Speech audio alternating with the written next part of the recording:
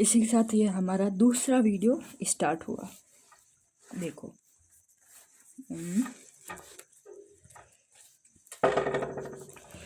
ये है WH family questions यानी वाट यानी क्या होता है, वाट यानी क्या, वैन यानी कब, वाई यानी क्यों, वेयर यानी कहाँ, वूम यानी किसको कैसे,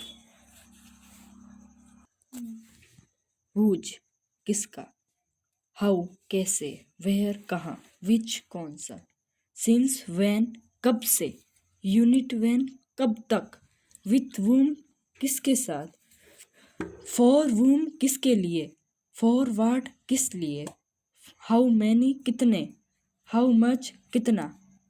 अब अगला नाउन्स। नाउन्स को क्या कहते, नाउन्स को हिंदी में क्या कहते हैं, संज्ञा। यानी वाट एवर को हम क्या भी कह सकते हैं, जो भी कह सकते हैं, क्या जो भी हो। यानी वाट को हम क्या कहते हैं, क्या ही कहते हैं, और वाट एवर को जो भी हो। अब अगला है वूम और हाउ एवर। इसको जो भी कह सकते हैं, और हु एवर को जो भी, इसको जो भी दोनों का सेम ही होगा।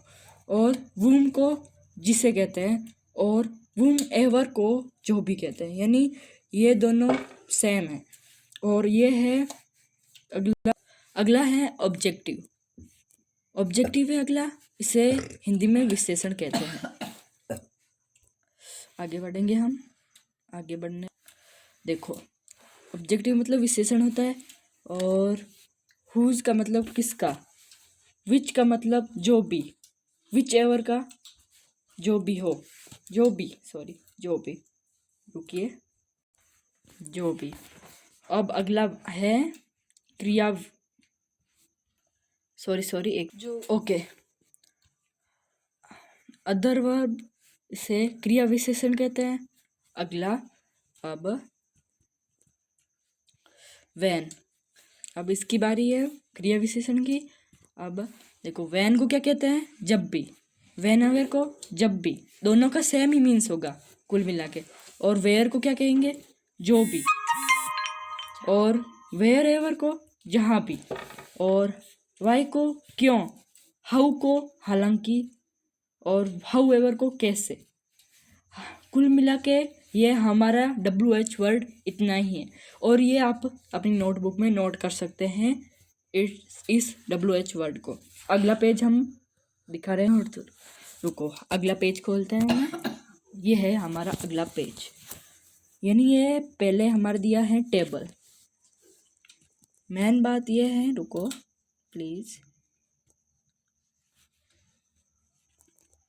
देखो टेबल 1 एग्जाम्पल सेंटेंस एंड इसको एंड कहते हैं, there parts, subject main verb and object. इसमें हम बताएंगे सब्जेक्ट के बारे में, इन सेंटेंस, पहले हम सेंटेंस बताएंगे आपको, बाद में सब्जेक्ट बताएंगे, फिर वर्ब बताएंगे, और फिर उसकी ऑब्जेक्ट बताएंगे कि इसका ऑब्जेक्ट क्या होगा, इस जो सेंटेंस है, और उसका वर्ब क्या होगा, और सब्जेक्ट का मतलब आपको पता है कर्ता, और वर्ब का मतलब क्या है, क्रिया, और ऑब्जेक्ट का मतलब क्या होता है, प्लीज़ वो मुझे कमेंट करके आप बताना। आगे मैं दिखाता हूँ, देखिए देखो राम घूमता है, इसमें सब्जेक्ट इन कर्ता कौन है, यानी कौन रहा है, यानी राम घूम रहा है। और वर्ब क्या है, यानी क्या कर रहा है, क्रिया यानी क्या कर रहा है, यानी ये घूम रहा है इसलिए घूमना।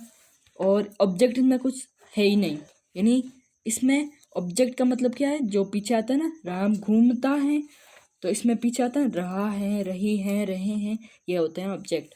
और ये लिखा है अगला, लोग नाच रहे हैं, इसमें लोग नाच रहे हैं, इसमें लोग सब्जेक्ट हैं, और नाचना वर्ब, यानी लोग क्या कर रहे हैं, कौन सी क्रिया कर रहे हैं, यानी ये वर्ब कर रहे हैं, नाचना, इसमें वर्ब है ना, नाचना है। और अगला है तीसरा हमारा सेंटेंस है, हम लोग टीवी देख रहे हैं। हम लोग क्या है, सब्जेक्ट, यानी हम लोग, और देखना क्रिया, और टीवी ऑब्जेक्ट, यानी अलग से टीवी। यानी किसी वस्तु, जगह, स्थान के नाम को ऑब्जेक्ट कहते हैं। सॉरी, वो मैंने पहले बताया था, वो आपका वो गलत बता दिया, सॉरी, गलती से मिस्टेक हो गई। और अगली बारी है चौथा, मुझे एक घड़ी मिली है। मुझे मुझे इसमें सब्जेक्ट है और मिलना वर्ब, यानी मुझे मिली है। और घड़ी, घड़ी ऑब्जेक्ट हो गई, यानी ये एक कोई सामान है, इसीलिए। अब अगला है गिलास से पानी निकल रहा है, यानी पानी क्या है? पानी जो निकल रहा है नहीं, पानी सब्जेक्ट है, निकलना क्या है? वर्ब, यानी वो निकल रही है, क्रिया कर रही है। और गिलास क्या है? एक वस्तु है, मैंने आपको बताया था। वस्तु को क्या कहते हैं? ऑब्जेक्ट। अब अगला बताता हूँ मैं, देखिए टेबल नंबर 2।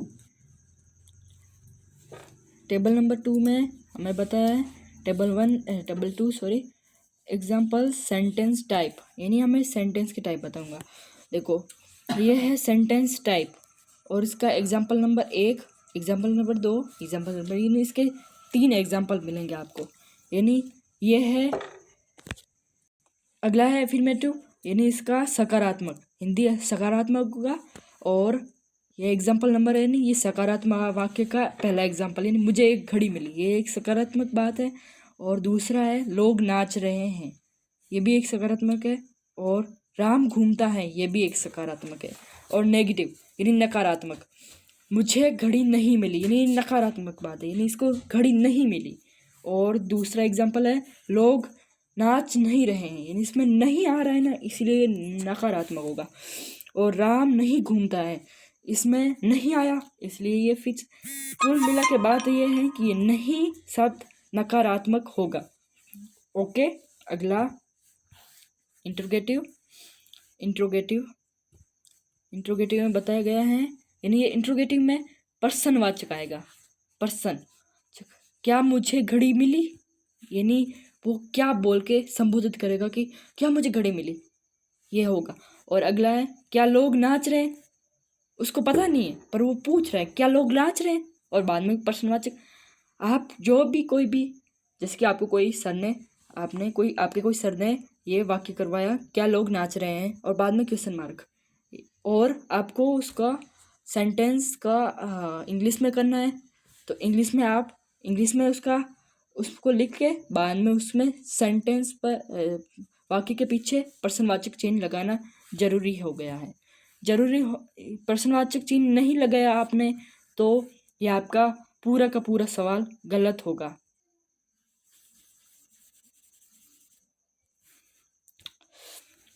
अगला है, देखो राम किसके साथ घूमता है, यह भी एक किसका, मैंने आपको WH वर्ड बताया, यानी प्रश्नवाचक चिन्ह में WH वर्ड आएगा, WH वर्ड आएगा। और अगला बताता हूँ मैं आपको, रुकिए,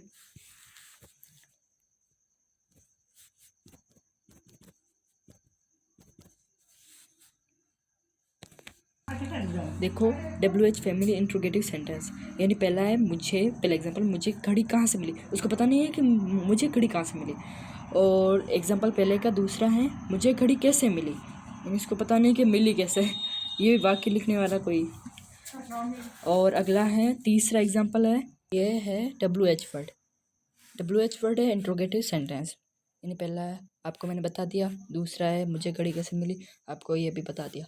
और एग्जांपल दूसरा है, यह है कि लोग क्या नहीं नाच रहे, उसको पता नहीं है कि लोग नाच क्यों नहीं रहे, नाच क्या क्यों नहीं रहे। और अगला दूसरा है लोग कब से नाच रहे हैं, यानी वो देखो, ये देखो मैं आपको बताता हूँ, देखो कोई शादी विवाह होता है तो वो एक आदमी जब देर से आता है और लोग नाच रहे हैं तो उसे एकदम उसे लगा कि लोग कब से नाच रहे हैं, यानी वो किसी दूसरे व्यक्ति से बात कर रहा है कि लोग कब से नाच रहे हैं।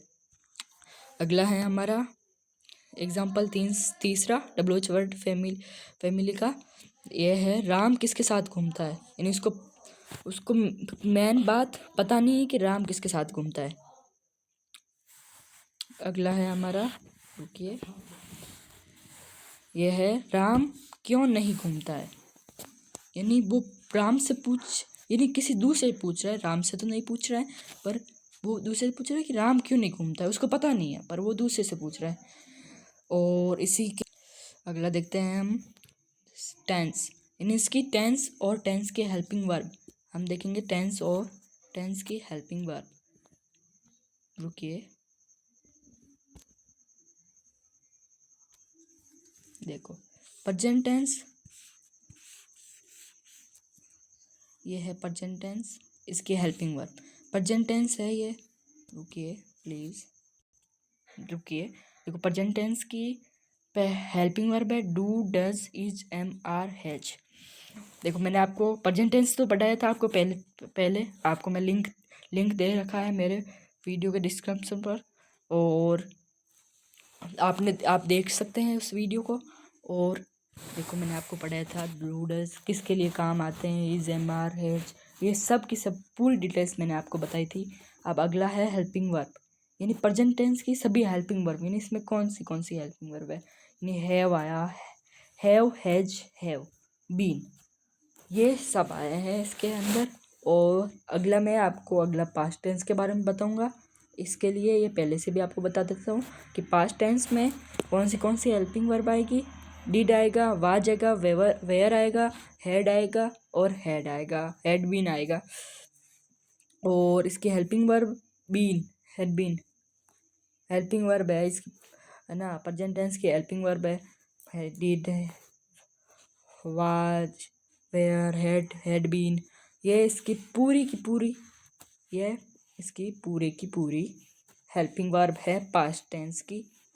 और अगला है हमारा फ्यूचर टेंस, और इसकी हेल्पिंग वर्ब है will, we, be, will have been, ये पूरी की पूरी फ्यूचर टेंस की है हेल्पिंग वर्ब, और ये वाली प्रेजेंट टेंस की हेल्पिंग वर्ब है। यानी आपको पूर्णतः आपको पता चल गया है कि टेंस की हेल्पिंग वर्ब क्या है। और आपको नोट करना है तो आप नोट कर सकते हैं, ये लीजिए, ओके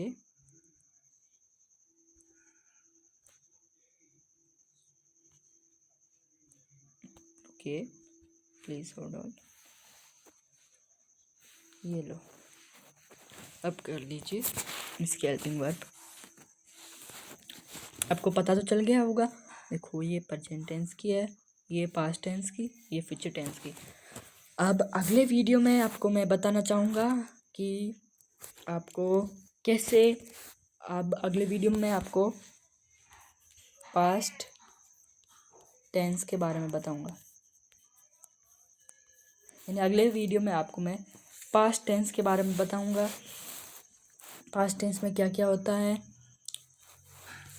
पास्ट टेंस के सभी हेल्पिंग वर्ब, WH वर्ड को आपको मैंने बता दिया, वाक्य, और मैंने पहले वीडियो का आपको वाक्य भेजे थे। मुझे लगता है कि आपने ईमेल किया है, और मेरे पास ईमेल भी आई है, और कई लोगों ने काफ़ी, यानी मेरे पास देखो 78% लोगों की ये एकदम आंसर सही थे, और बाकी बचे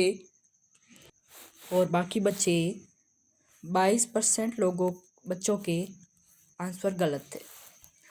पर मुझे लगता है कि अगली बार आप कोशिश करेंगे तो आपके नंबर अच्छे आएंगे। इसी के साथ ये वीडियो हमारा वीडियो ख़त्म होता है। और रुकिए, मैं आपको एक इंटरेस्टिंग चीज़ बताना चाहता हूँ, रुकिए प्लीज़। और ये मेरे भाई ने कार की ड्राइंग बनाई है, आप कमेंट करके बता सकते हैं कि ये कैसी ड्राइंग है। और आप ड्राइंग सीखना चाहते हैं तो प्लीज़ मुझे ईमेल आईडी पर ईमेल करके आप बताएंगे, तो मैं आपको ड्राइंग करना भी सिखा सकता हूँ। ये मैंने अपने भाई को ड्राइंग करना सिखाया है। मैंने 1-2 हफ्ते से पहले ही मैंने सोचा कि मुझे कुछ यूट्यूब पे वीडियो अपलोड करना चाहिए, तो मैंने ऐसे ही पढ़ाई के बारे में वीडियो अपलोड किया। तो आपको मेरी ड्राइंग, ये मेरे भाई की ड्राइंग पसंद आई, और आपको मैं भी ऐसे मैं सिखा सकता हूँ। तो आपको ये पसंद आई तो प्लीज़ लाइक कीजिए, सब्सक्राइब कीजिए, और मुझे मेरी ईमेल आईडी पर आपको सीखना है तो मेरी ईमेल आईडी पर आपको कुछ भी आप अपनी बारे में लिख के भेज देना। आपको जो भी प्रॉब्लम है, आपको सीखना है तो हाँ करके भेज देना, नहीं सीखना है तो कुछ मत कीजिएगा। और ये प्लीज़ मेरे ईमेल आईडी पर बताना कि ये ड्राइंग कैसी थी, प्लीज़ टेल मी। ओके, इसी के साथ हमारा वीडियो ख़त्म होता है। और टेंस के बारे में आपको सब पता चल तो गया है। अब आपको ये देखो, ये है ऑब्जेक्टिव विशेषण, अदर वर्ब्स, क्रिया विशेषण, ये सभी के सभी आप नोट कर देगा अपनी नोटबुक में। और ये सभी के सभी आपको नोटबुक में नोट करना है। और आपको नोटबुक नहीं करना चाहते तो कोई बात नहीं, मैं आपको कुछ नहीं कहूँगा, वैसे आपको कहने के लिए है क्या मेरे पास। और खेलते रहो, कूदते रहो, पढ़ते रहो, यही यही यही है ना, टीचर यही कहते हैं, बाकी कुछ नहीं कहते। टीचर कभी ऐसा नहीं कहते कि बच्चे तुम पढ़ो मत, खेलो मत, कुछ मत करो, ये कोई नहीं कहता। अब आप इसका अगला मैं आपको, रुको, पढ़ाई करा दी आपको, अब मैंने पढ़ा दिया। अब आपको इसी के साथ हमारा वीडियो समाप्त होता है, ठीक है।